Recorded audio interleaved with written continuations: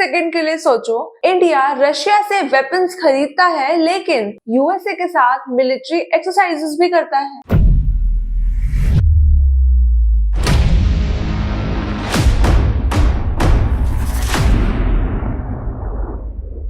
China से border tension है लेकिन फिर भी चाइना के साथ ट्रेड क्यों चल रहा है? और जब दुनिया वॉर में होती है तो इंडिया न्यूट्रल क्यों होता है? तो क्या इंडिया कंफ्यूज्ड है या सबसे स्मार्ट गेम खेल रहा है? और सबसे बड़ा सवाल, 1947 में जब आजाद हुआ था तब इंडिया बहुत ही वीक था, लेकिन आज इंडिया एक ग्लोबल पावर कैसे बनता जा रहा है? आज हम डिकोड करेंगे इंडिया की फॉरेन पॉलिसीज की पूरी कहानी, from survival to super power ambition. Foreign policy का मतलब होता है कि एक कंट्री दुनिया के साथ कैसे डील करती है ऑन द ग्लोबल लेवल। लेकिन इंडिया के केस में ये सिर्फ एक डिप्लोमेसी नहीं है बल्कि एक प्रॉपरली स्ट्रेटेजाइज्ड प्लानिंग है।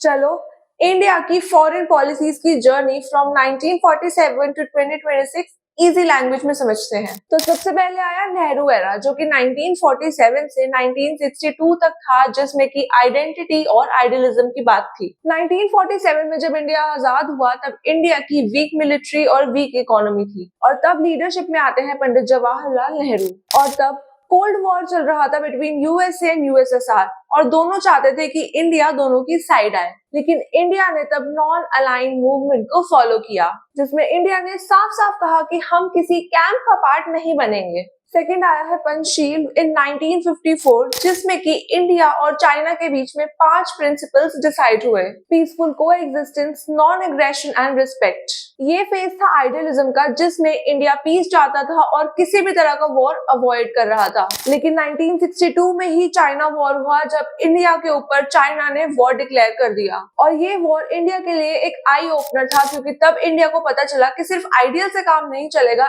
इंडिया को स्ट्रॉन्ग स्ट्रैटेजी और मिलिट्री की जरूरत है। यहीं से इंडिया की फॉरेन पॉलिसी थोड़ी रियलिस्टिक हो जाती है। 1971 में India science treaty with Soviet union, और बांग्लादेश वॉर में यूएसएसआर ने इंडिया को सपोर्ट किया था। यहाँ से एक इम्पोर्टेंट लेसन, परमानेंट फ्रेंड्स नहीं होते, इंटरेस्ट होते हैं। Nuclear step 1974, India conducts nuclear test, Pokhran. इससे मैसेज मिला कि इंडिया अपनी सिक्योरिटी खुद करेगा।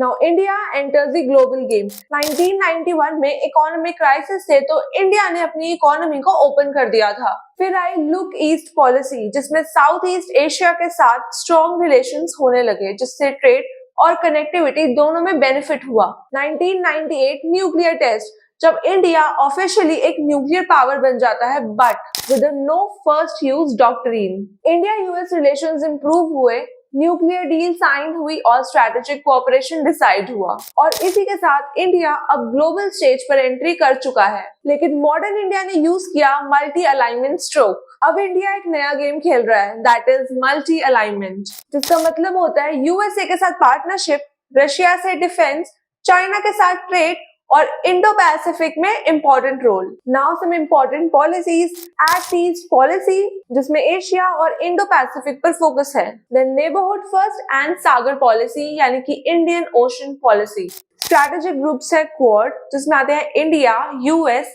ऑस्ट्रेलिया एंड जापान, और इनका global role digital power, G20 leadership and climate diplomacy. यानी कि इंडिया अब सिर्फ रूल्स फॉलो नहीं कर रहा, बल्कि वो एक रूल मेकिंग पावर बनता जा रहा है। 1947 से 2026 तक इंडिया की फॉरेन पॉलिसीज इवॉल्व हुई हैं।